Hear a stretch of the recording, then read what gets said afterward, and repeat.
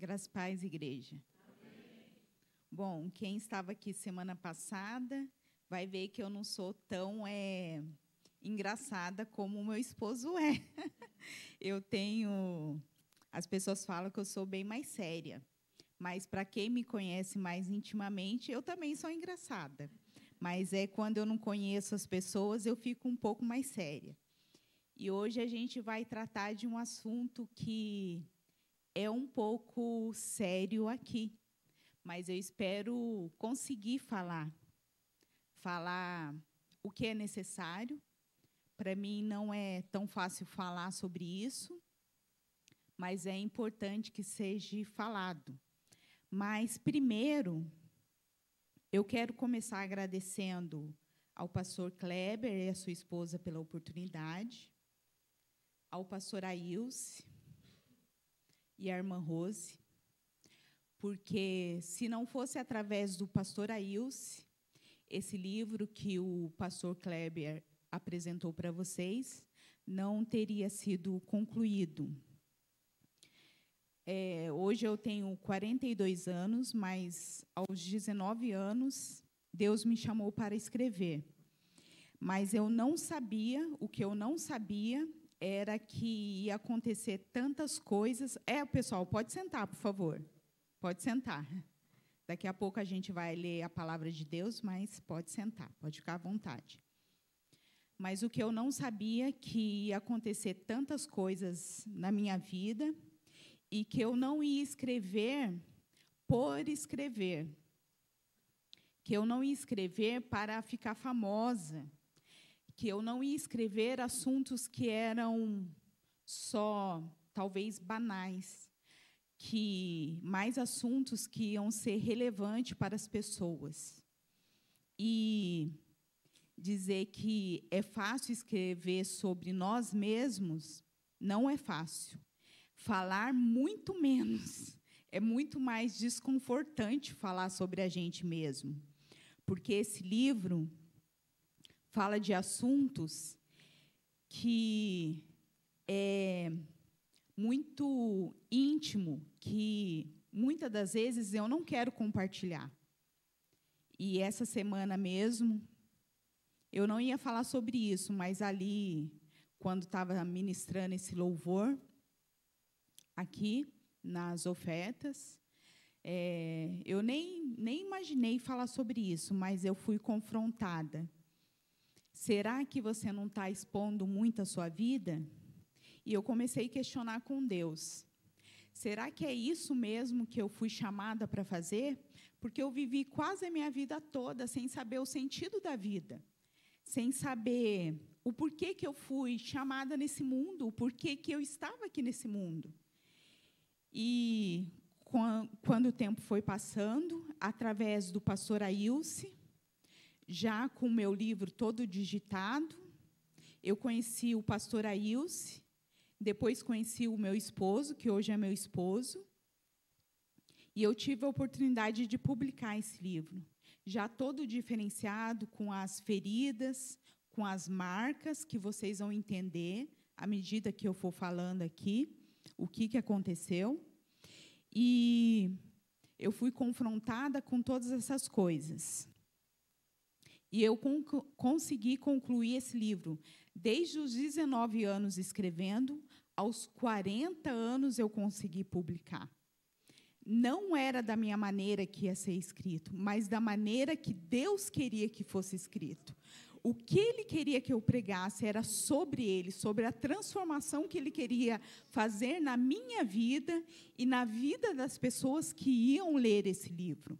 Então, não vamos falar de mim hoje, mas vamos falar da transformação que Deus pode fazer na vida das pessoas.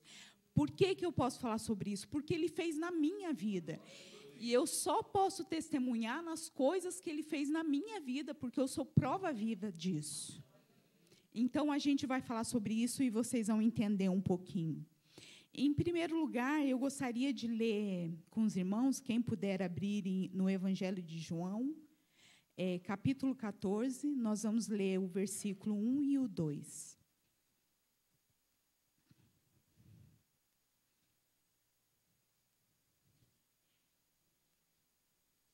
Evangelho de João, capítulo 14, versículo 1 e 2.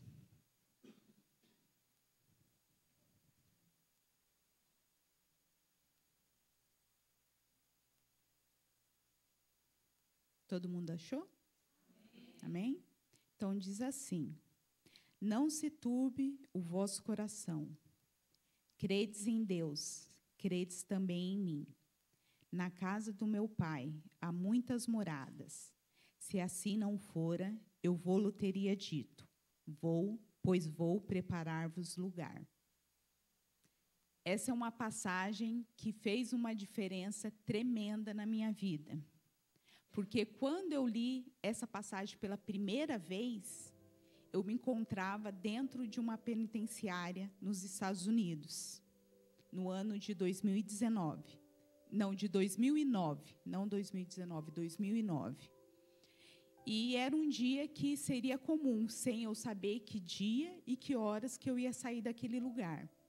E Deus enviou uma serva dele para aquela penitenciária. O nome dela era a senhora Lili, doutora Lili. Ela tinha um PhD. Eu sei disso até hoje, porque ela escreveu no Novo Testamento que ela distribuiu aquele dia lá. E quando ela apareceu, eu estava no telefone, porque eu estava ligando para o banco que eu tinha conta, porque eu queria saber se eu tinha dinheiro para comprar um selo para mandar uma carta para minha irmã. E eu lembro que o coordenador do programa de manhã, ele ficou me chamando: vem, Andréia, você tem que sair do telefone, porque a senhora Lili está aqui, ela vai dar o período dela. E eu saí do telefone xingando, porque eu estava quase conseguindo falar com Samuel, que era o rapaz do banco que me atendia. E ele já estava quase vindo para o telefone, e o senhor Pete estava me chamando, e eu tive que desligar o telefone. Eu saí de lá xingando no telefone. Mas, quando eu cheguei na sala, tinha aquela serva de Deus lá, falando de Deus. E, quando ela terminou a pregação dela, ela distribuiu o Novo Testamento para todas as pessoas lá. E, naquele dia, quando eu abri aleatoriamente o Novo Testamento, caiu no Evangelho de João, e eu li somente esses 2 versículos. E aquilo foi transformador para mim. Eu senti que Jesus estava falando comigo. Eu já tinha lido a Bíblia antes, eu lia, mas eu não entendia o que Deus estava falando. Eu tinha conhecido a Deus com 5, 6 anos de idade, mas eu passei a minha vida quase toda fora dos caminhos do Senhor. Eu estava com 30 anos naquele momento, e 5, 6 anos eu tinha conhecido a Deus, e passei muito tempo fora dos caminhos do Senhor. Mas, quando eu li aquela passagem, era disso que eu precisava. Deus me chamando para confiar nele e confiar no seu filho, para eu acalmar meu coração. E o mais importante, o capítulo 2, ele estava falando que na casa dele tinha muitas moradas. Aquilo me impactou tanto que, até então, eu não pensava no depois daqui. Eu vivi o hoje. Eu nunca pensava como que ia ser depois que a gente saísse desse mundo. Eu não tinha esse tipo de pensamento. Não passava na minha cabeça esse tipo de pensamento. E, através dessa passagem, Deus me mostrou. E eu pensei comigo: então, quer dizer, se eu morrer aqui hoje, eu estou salva. Eu senti no meu coração que eu estava salva. E eu pensei comigo: eu vou voltar para a igreja. Assim que eu sair daqui, eu vou voltar para a igreja, porque Deus está me confirmando aqui que eu estou salva, e se eu morrer aqui, eu vou para o céu. Então, eu tenho que tomar uma posição perante Deus, perante Jesus Cristo. Eu tenho que voltar para a igreja. E, a partir daquele momento, eu comecei a pensar diferente. Eu comecei a não pensar quando eu ia sair dali. Lógico que, às vezes, eu pensava: será que eu vou ficar aqui por muito tempo ainda? Mas esse lugar que eu estava era no Twin Towers. Era uma cadeia especial para as pessoas que estavam sendo tratadas de problemas psiquiátricos. Eu fui parar naquele lugar. Mas Antes disso, eu tinha passado por uma cadeia comum, e lá a situação não era boa. No Twin Towers, as coisas eram melhor, e a minha mente já estava no estado melhor. Mas a situação que eu cheguei em Linwood, no estado da Califórnia, também, a minha situação não estava boa. Como aconteceu que eu cheguei nessa situação? Eu não roubei, eu não fiz nada de mal para ninguém, eu não era uma criminosa. Tinha sido por vários erros de julgamento, talvez de experiência, de policiais que atenderam uma ocorrência. Não era para eu estar naquele lugar. Eu lembro que até quando as outras presas me perguntavam, por que você está aqui? E eu contava, elas falavam assim, não é possível que você está aqui todo esse tempo por causa disso, isso não é possível. Elas achavam estranho, elas achavam muito estranho por que eu estava ali, mas era a realidade. Eu estava com 30, com 27 anos, eu comecei a ter problemas com a minha mente, e eu não sabia o que estava acontecendo. Comecei a ter crises. E até então eu trabalhava, estudava, eu era o tipo de pessoa que fazia 1000 coisas ao mesmo tempo. Sempre estava envolvida com muitas coisas. E, de repente, eu parei de dormir, ficava muitos dias sem dormir, perdi muito peso em poucos dias e não comia direito, então perdia muito peso. E não conseguia ter pensamentos coerentes e deixava de levar a minha rotina normal. E isso me levou a hospitais psiquiátricos, a médicos, e ninguém sabia o que eu tinha. E isso, alguns médicos falavam que eu tinha que fazer tratamento para o resto da vida, outros diziam que eu tinha que fazer só por alguns meses, e eu não aceitava aquilo, porque eu falava, sempre eu fui normal, por que eu vou ter que ficar tomando medicamento agora para o resto da vida? Eu não aceitava aquilo. Então, eu tomava remédio por um tempo, daí, quando eu me achava bem, eu largava os remédios. Mas alguns médicos falavam, se você parar de tomar esse medicamento, daqui 1 ano você vai estar em crise de novo. E o que acontecia? Exatamente após 1 ano, eu entrava numa crise de novo, que me levava a hospitais psiquiátricos. E bem na época que eu tinha feito de tudo para ingressar na faculdade nos Estados Unidos. E era muito difícil, eu tinha passado pelo TOEFL, que talvez muitos de vocês conheçam, que é um teste para estrangeiro que você tem que fazer para entrar na faculdade nos Estados Unidos. Estava sendo muito pesado para mim, porque eu trabalhava em 2 empregos, e, além disso, estudava para as provas, tudo em inglês, era difícil, eu tinha que me esforçar muito. Eu não sei se foi por aquela situação toda de pressão que me levou a essas crises, mas ninguém descobriu o que eu tinha, então eu não admitia tomar remédio. Mas a minha pior crise foi no ano de 2009. Eu morava na Geórgia, as minhas 2 internações. Depois eu mudei para a Califórnia. Depois foi quando eu me peguei nessa situação de estar na Califórnia. De repente, eu comecei a andar, perambular pela Califórnia, sem destino. Fiquei dias andando por lá, sem destino algum. E eu tenho uma irmã que mora aqui em São José também.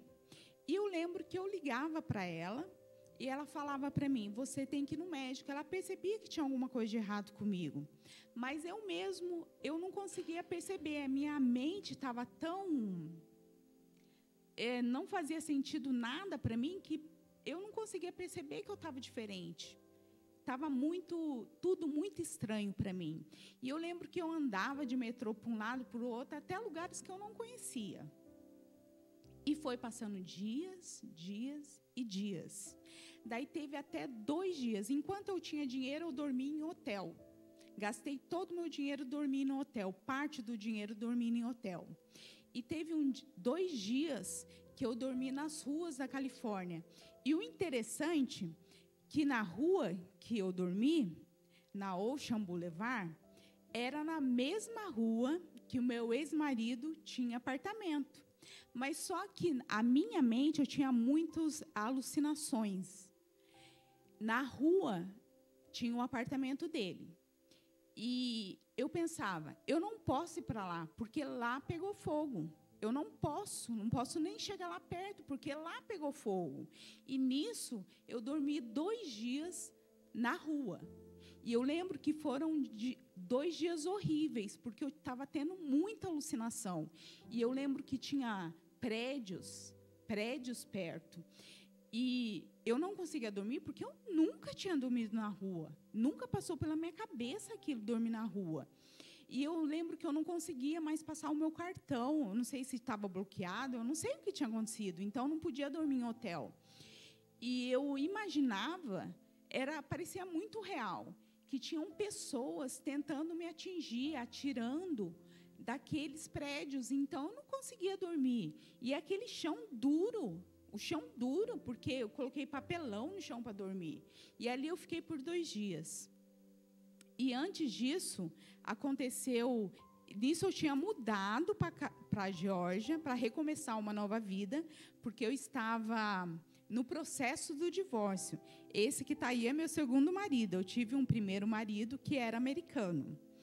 Eu estava no processo de divórcio, eu tinha me mudado para a Geórgia para recomeçar uma vida, uma nova vida, e tinha ido para a Califórnia depois de 1 semana que eu tinha chegado na Geórgia. Minha cabeça já não estava bem. E eu não conseguia reconhecer isso porque eu não sabia o que eu tinha, eu não fazia uso de medicamento, então não sabia o que estava acontecendo. Nada fazia sentido. É até difícil explicar para vocês. Não sei se alguém já teve essa experiência ou já conheceu alguém com essa experiência. E quando eu cheguei no maior aeroporto da Califórnia, no LAX, que vocês já devem ter ouvido falar, aconteceu um episódio comigo que eu comecei a falar alto, a gesticular muito, e a polícia veio e me levou para um hospital. E ali eu fiquei, daí eles me levaram para um hotel para eu ficar, antes de acontecer, de eu ser levada para a prisão. Daí, de repente, depois de eu ter passado vários dias na rua, eu comecei a pensar, eu tenho que voltar naquele hotel que eu passei uns dias. Isso parte da alucinação. Eu tenho que voltar naquele hotel lá, que ficava na Ocean Boulevard. Tenho que voltar naquele hotel, porque eles me cobraram a mais a estadia que eu fiquei. Aquela alucinação estava sendo tão profunda que isso ocorreu. E eu fui naquele propósito. Vou lá naquele hotel, vou conversar com a recepcionista, e ela vai ter que me dar um comprovante dos dias que eu fiquei hospedada lá. E assim eu fui. E eu lembro que quando eu estava andando ali na Ocean Boulevard, meu celular tocou. Era minha irmã. E a minha irmã falando, não, você tem que procurar um médico, você não está bem. E ali encerrou a conversa, eu nem dei importância para ela que falou, nada estava fazendo sentido. E a gente encerrou a ligação. Cheguei lá no hotel, conversei com a recepcionista. Você poderia, por favor, me dar um recibo com a estadia que eu fiquei aqui? Daí eu não consigo nem me lembrar, porque... Nesse estado de crise, não é tudo que você lembra, as coisas vêm como flash na sua cabeça. Não lembro se ela me deu papel ou não, só sei que, de repente, veio outro pensamento na minha cabeça. Eu acho que eu tenho amigos aqui. Eu acho que eu tenho amigos aqui. É até engraçado, né? Mas é isso que acontece. Eu acho que eu tenho amigos aqui. Eu falei assim, eu vou procurar. Eu nem sabia que amigos que era. Eu só achei que eu tinha conhecidos ali. Então, eu tinha que procurar. Daí, eu comecei a andar por ali. Eu saí da recepção e fui andando. Então, vou procurar meus amigos. Daí eu me lembro que eu estava na borda da piscina. E nisso chegou acho que era o gerente do hotel, eu imagino. E falou assim, moça, você tem que sair daqui. Aqui você não pode ficar, você tem que sair. E eu não dei muita importância, continuei ali na borda, mas não teve violência, eu não usei de violência, nada. Isso eu lembro bem. Eu não usei de agressividade, nada. Só fiquei ali na borda, porque eu imaginava que eu ia encontrar alguns amigos ali. De repente, chega policiais. E eles não foram nada gentis. Eles me pegaram, quebraram meu celular, jogaram as coisas no chão e me colocaram na viatura. Daí eu pensei, eu acho que vão me levar para um hospital, não sei. E daqui a algum tempo eu estava dentro de uma delegacia, mas até aquele momento eu não sabia direito na onde eu estava, o que estava acontecendo. Mas depois eles falaram, você pode fazer uma ligação. O único telefone que eu tinha em mente, que eu sabia de cor, era do meu ex-marido. E eu tentava fazer a ligação, mas não completava. Então eu não fiz ligação para ninguém. E eles me jogaram dentro de uma cela. Eu lembro que eles me deram um cobertor. E eu lembro que eu chorava muito. Eu chorava muito, mas não conseguia entender. E ali eu fiquei. E ali se passaram muito tempo. Muito tempo. E a minha cabeça não funcionava. Ali eu parei de falar. Eu não me comunicava com ninguém. Eu não falava uma só palavra. Aquilo me deixou em estado de choque. Porque eu não entendia, eu não me comunicava com ninguém. Aquilo era uma cadeia normal. Eu fiquei numa cela sozinha. Então, eu deixei de viver uma vida normal. Eu lembro que um dia passou um indiano. Dá para perceber, porque eu conheço os traços dos indianos, porque nos Estados Unidos são muito imigrantes indianos. Então, eles tinham o traço dos indianos. E eu lembro que ele falou assim, ele me ofereceu remédio. E eu não aceitei, porque nada fazia sentido, eu não sabia por que ele estava me oferecendo remédio, minha cabeça não estava legal. Ele virou para mim e falou assim, você quer ficar 3 anos aqui? Eu olhei para ele, mas não falei nada e continuei ali. Ali eu deixei de comer, eu não comia mais. Tinha uma pia, que ali você bebia água. Era o vaso sanitário, era uma pia. E ali você podia beber água. Mas a minha alucinação era tão grande que eu imaginava que aquela água estava contaminada. Eu imaginava que aquela água estava contaminada. Então, eu não bebia aquela água. Então, eu não sei por quantos dias que eu fiquei sem comer e sem beber. Eu não sei por quantos dias. Então, por que a passagem de João foi para mim quando Jesus disse ali que na casa do meu pai há muitas moradas? Aquilo para mim foi reconfortante. Porque eu não sei quantos dias que eu passei sem comer e sem beber. E teve um dia ali dentro daquela cela que eu perdi todas as minhas forças. Eu não tinha mais força para nada. Eu não tinha mais força para nada. E eu senti que Deus ia me levar naquele momento, porque eu não tinha força. Fazia muito tempo que eu não comia e não bebia nada. E Deus me resgatou ali, porque eu pensei que ia ser meu último dia na terra. Eu não comia não era porque eu não queria, era porque nada fazia mais sentido. Eu não pensava direito. Eu não sei se os irmãos conseguem entender. Eu não sei se vocês já lidaram com esse tipo de situação. Para mim é difícil passar esse momento, esse estado de mente que acontece. É difícil, até hoje eu não entendo direito o que aconteceu. Mas quando nada ao seu redor faz sentido. Eu lembro que tinha um interfone dentro da cela, tipo um interfone, que eles falavam, você tem visita.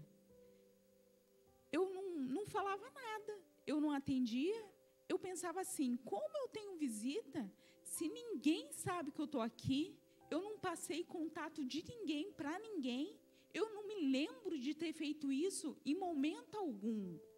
E eles falaram vários dias que tinha visita, mas eu não respondia.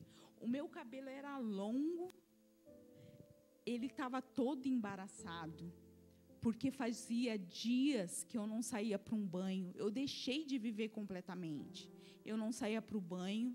Tinha uma policial, eu lembro até hoje o nome dela, porque eles andavam, né, como eles andam com o nome na farda. O nome dela era Johnson, o sobrenome dela era Johnson. E ela pegou uma raiva assim de mim sem motivo algum. E ela vinha com aquele prato de comida, e muitas das vezes eu demorava para levantar, tinha um buraco assim na porta da cela, ela trazia a comida, oferecia, e se eu demorasse para levantar da cama, ela jogava toda a comida no chão. Ela fez isso várias vezes. Aquilo era humilhante. E aquela comida ficava toda espalhada no chão. Eu nunca imaginei passar por uma situação dessa, mas aquilo não fazia sentido. Daí eu acho que eles viram que se eu continuasse ali, eu não ia sobreviver. Eu não ia sobreviver se eu continuasse ali. Daí teve um dia que eu acho que eles pensaram, a gente vai ter que mudar essa menina aí de lugar, porque se ela não come, ela não bebe, ela vai morrer aqui. Ela vai acabar morrendo. Daí teve um dia que veio uns policiais, me amarraram na maca, e assim eu fui parar no Twin Towers, que é um hospital prisão, onde eles tratam as pessoas com problemas mentais. E quando eu cheguei no Twin Towers, ali, por isso que eu falo para vocês que é difícil falar sobre isso, o livro é difícil também, porque falam de coisas que é pessoal, que é íntimo, mas é importante que seja falado. Quando eu fui levado para o Twin Towers, ali eles tiraram toda a minha roupa, a cela era vidro, era um porta de vidro, qualquer um que passasse me via ali nua. E ali eu não me importava, porque já tinha tirado toda a minha dignidade ali. Eu nunca imaginei que eu ia me encontrar naquela situação. E eles passava homem, passava mulher, e me via ali.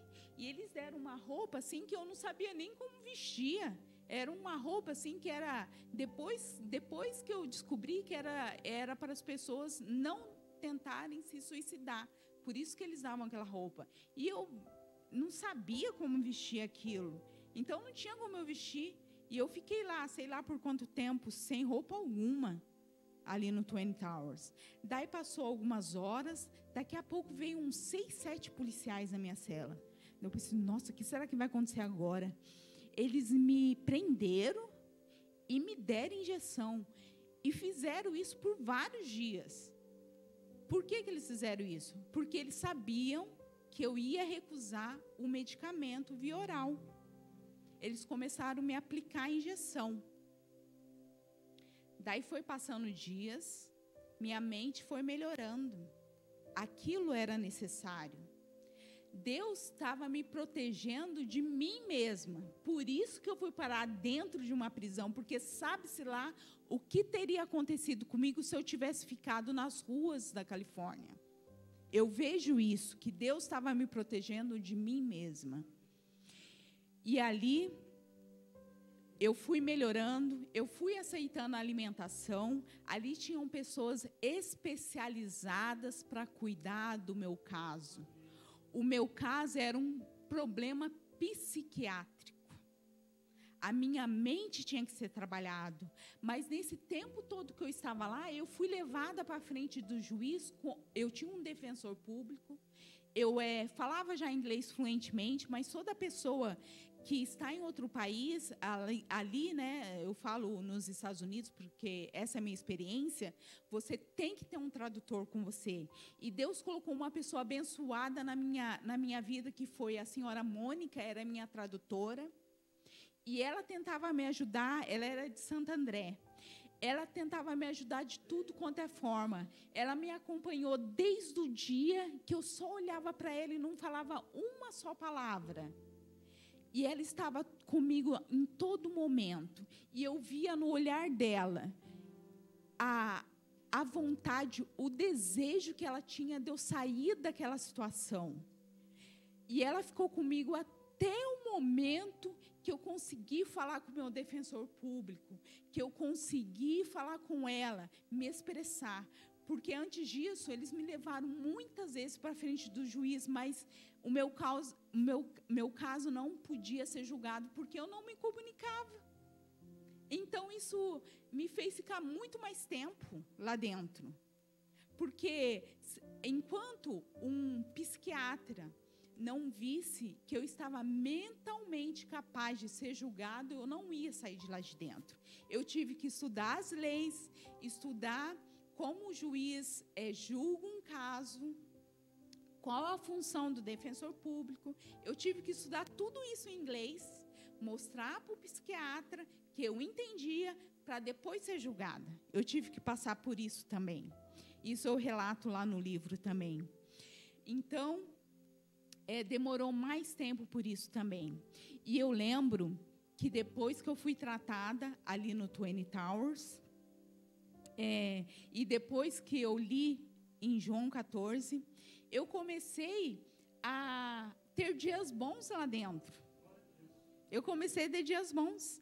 Eu lembro que tinha programas, que a gente saía de dentro da cela. Eu lembro que teve um dia que tinha um programa da noite. Eu gostava bastante do programa da noite. A gente saía da cela, a gente lia jornal, assistia TV e conversava com os outros presos.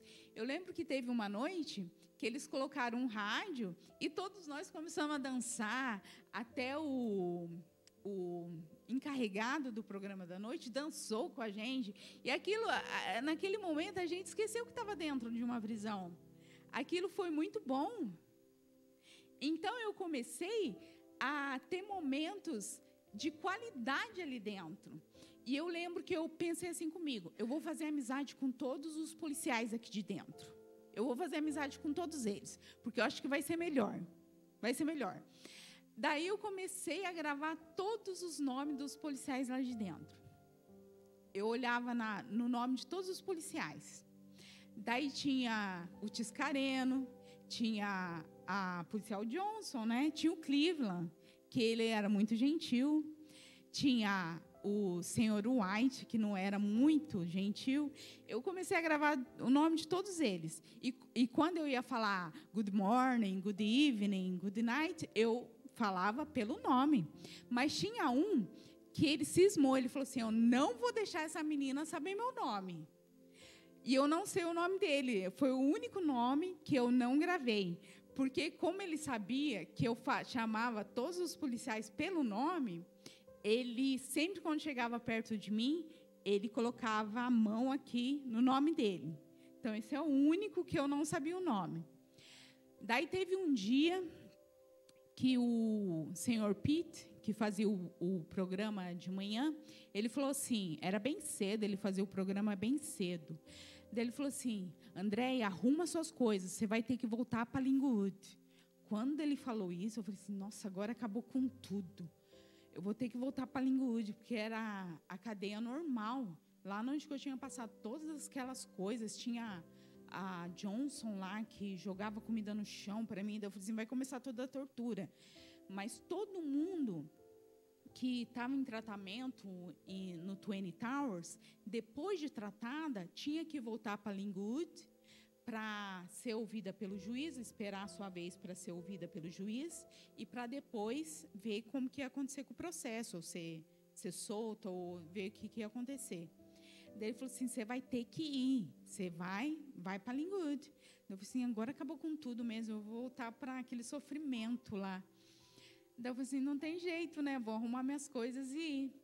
Daí voltei, mas minha cabeça já estava bem melhor, eu já tinha voltado a conversar, já tinha passado aquela fase, já tinha voltado a conversar, e voltei para Linwood.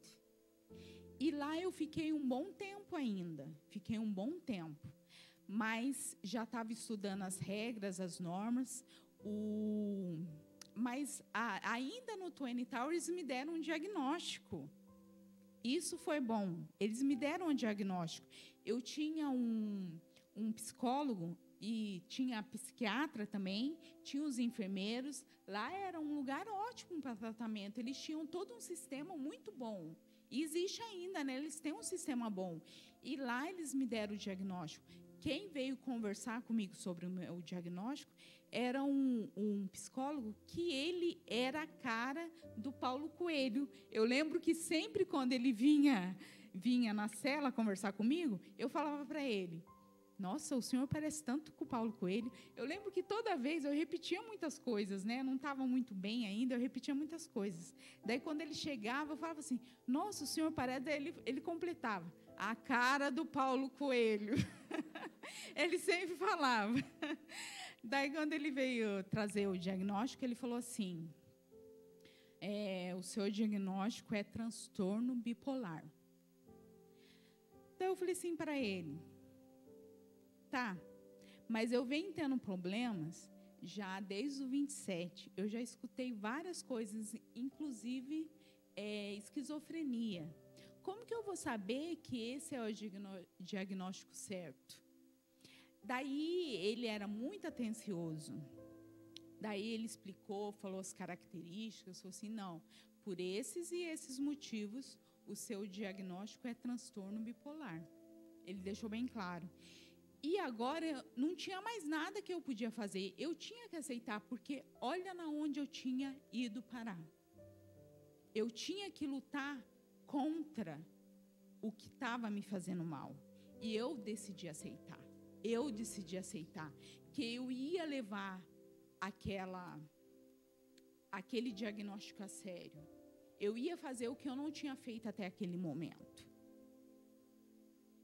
Daí, quando eu voltei para Linwood, eu apareci na frente do juiz e eu lembro que aconteceu um fato muito, muito ruim, porque eu tinha que aparecer na frente do psiquiatra, que chama Departamento 95, que é o psiquiatra que te analisa para ver se você está mentalmente capaz de aparecer na frente do juiz.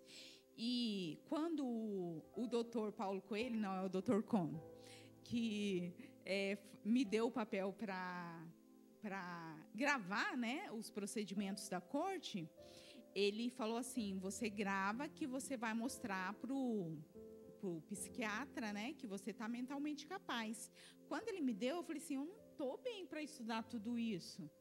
Fora que eu não sou aquela inteligência toda, né? E ainda ter que gravar todas aquelas... Eram uns 2 papéis para gravar. E a minha mente estava toda atrapalhada, não estava pensando direito. Quando ele me deu, eu olhei aqui, eu falei assim: agora que eu não saio mais aqui mesmo.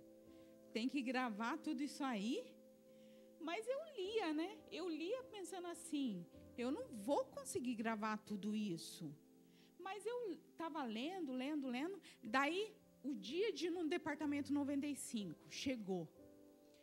Eu feliz, mas não tão confiante, né? Porque eu pensei: será que eu gravei alguma coisa? Daí, quando eu chego lá para conversar com o psiquiatra, a doutora Mônica não está lá. A tradutora, a dona Mônica, não está lá. Daí, eu falei pro doutor, pro psiquiatra: doutor, por favor, fala comigo. Eu sei falar inglês, eu posso me expressar aqui com o senhor. Daí ele falou assim: não, sem a senhora Mônica eu não vou falar com você. Pode ir embora, pode voltar outro dia, eu não vou falar com você. Eu falei assim: eu não acredito, demorou tanto para chegar esse dia, agora eu não vou conseguir falar com ele, agora que eu vou ficar mais tempo aqui. Daí, pela graça de Deus, tinha uma policial que falou assim: não, pode ficar aqui, eu vou te levar para uma sala, eu vou ligar para a dona Mônica agora, ver se ela pode vir. Ela foi lá, ligou, menos de 5 minutos, a doutora Mônica chegou. A dona Mônica chegou, a tradutora. E lá a gente conversou com o psiquiatra.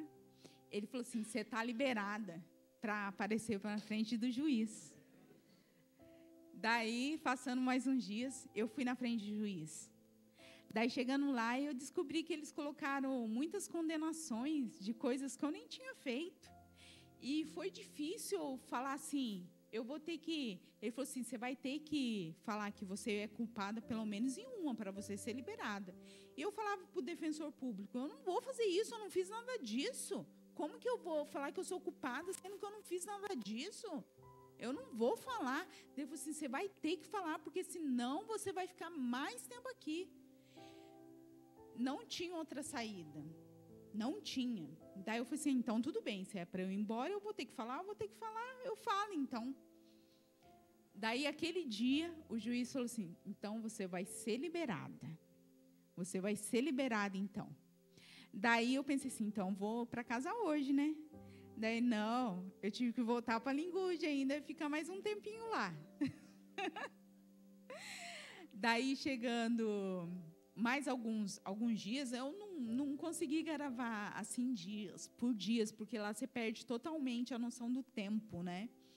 Mas quando, passando mais uns dias, eu estava na fila do medicamento, porque lá eu comecei a tomar medicamento certinho, tudo. Uma outra doutora me chamou e falou assim, amanhã você vai para casa.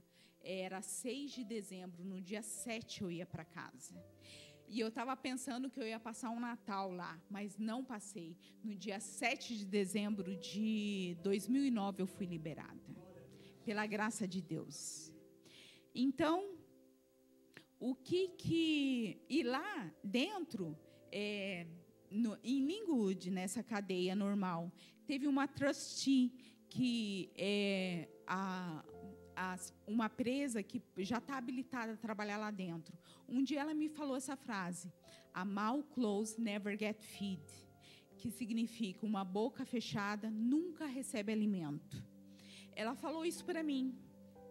Quando eu escutei essa frase, eu entendi que se eu não falasse nada, se eu não começasse a falar do meu caso para as pessoas, a pedir as coisas para as pessoas, eu ia ficar lá dentro por mais tempo ainda. Porque eu não tinha paralisado de falar, eu fiquei descalça lá por meses. Eu não tinha um sapato no meu pé. Eu ia para a corte descalço, eu andava na cadeia descalço, eu ia para tudo quanto é lugar descalço. Quando eu cheguei no Twin Towers, Deus levou uma pessoa a me dar um sapato. Quando eu escutei essa frase, uma boca fechada não recebe alimento, e há muitos assistentes social lá em Lingude, eu comecei a falar do meu caso para todo assistente social, para ver e pedir para eles darem uma olhada no meu caso. Eu não sei até hoje se eles deram uma olhada no meu caso, mas eu comecei a falar para tentar sair de lá mais rápido. Então, a gente tem que fazer isso com Deus também, porque Deus quer escutar a nossa petição, Deus quer saber o que a gente quer. A gente tem que ser claro com Deus nas nossas petições também.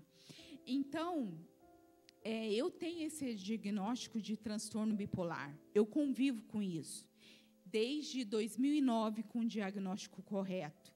Mas o que mais mudou na minha vida, até hoje, foi o relacionamento com Deus. Depois que eu comecei a confiar em Deus, eu tenho uma qualidade de vida. Quando você recebe um diagnóstico desses, você pensa, a minha vida está acabada. Eu não vou ter mais uma vida normal. Algumas coisas vão mudar? Muda sim. Antigamente, eu era uma pessoa que fazia muitas coisas ao mesmo tempo. Hoje eu não posso mais. Às vezes eu não posso estar no meio de muitas pessoas, a minha cabeça não comporta, não é todas as vezes que eu posso estar em muito movimento. Isso eu não posso mais, todo o tempo, a minha cabeça não comporta. Hoje eu faço tratamento psiquiátrico desde 2009, começou lá no Twin Towers, eu faço tratamento aqui, já vim com o diagnóstico lá dos Estados Unidos, faço tratamento aqui no CVV, mas eu tenho qualidade de vida. Respeitar as pessoas que têm tratamento psíquico, Porque o que eu vejo, vocês também já devem ver, ter visto, que às vezes a gente até brinca, né, por falta de conhecimento. Ela deve ser bipolar. Mas bipolaridade é muito mais do que mudança de humor. É alguma coisa que acontece aqui, que muda, te paralisa, que te faz ficar diferente. Então, quando a gente olhar uma pessoa que às vezes está agindo diferente, a gente tem que procurar entender o que está acontecendo. O tratamento psíquico, o comportamento psíquico, o problema psíquico é muito mais profundo do que as pessoas pensam. Graças a Deus, Deus teve piedade de mim, e eu confio em Deus, eu sei que Ele está comigo e que eu posso ter qualidade de vida, porque eu aceitei a confiar em Deus, acreditar que Deus existe e sair de cena quando é necessário. Muitas pessoas não entendem, porque às vezes eu não participo de muitas coisas, mas é por causa de um problema que tem que ser tratado com medicamento, porque é necessário. Os psicólogos, os psiquiatras estão aí para ajudar a gente nisso também. Então, em 1 Tessalonicenses 5,18 diz: em tudo dai graças, porque essa é a vontade de Deus em Cristo Jesus para convosco. E eu estou feliz com isso. Então, se eu tive que parar dentro de uma penitenciária para voltar para Jesus, tudo bem. Eu estou feliz, porque hoje eu sirvo a Ele novamente. Amém?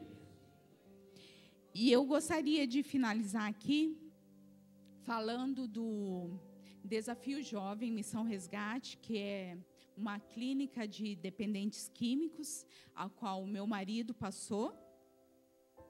Quem quiser fazer uma contribuição para lá, é uma clínica muito séria, que usa a palavra de Deus para levantar os dependentes, atirar eles das drogas, do vício do álcool. Procura o pastor Ailce ali, um homem sério, que leva a palavra de Deus para os dependentes químicos também. Inclusive, quando aconteceu o episódio comigo no aeroporto, no LAX, lá da Califórnia, eles pensaram que os policiais pensaram que eu tinha usado droga, por causa das características do comportamento.